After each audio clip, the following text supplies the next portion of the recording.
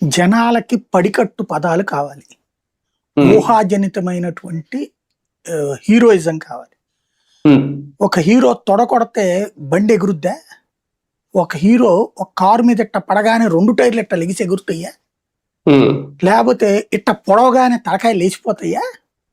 ఉమ్, మన హీరో అట్లా చేస్తే మనలో ఉన్నటువంటి దానవుడు సంతృప్తి చెందుతాడు. ప్రతి మనిషిలో ప్లస్ ఉంటుంది, మైనస్ ఉంటుంది. మానవుడు ఉంటాడు, దానవుడు ఉంటాడు.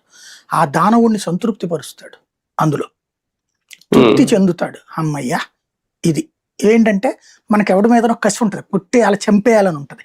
వాడిని ఏం చేయలేం మనం. హీరో ఆ విలన్ని కొడతంటే మన శత్రువుని అందులో చూసుకుంటాం.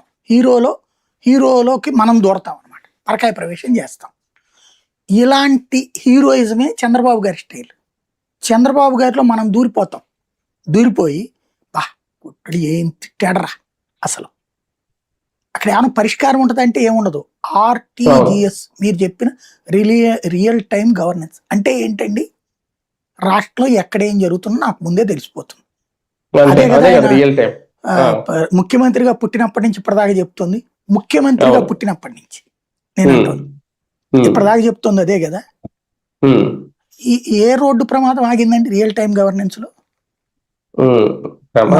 మొన్న జరిగింది కదా ప్రమాదం జరిగింది.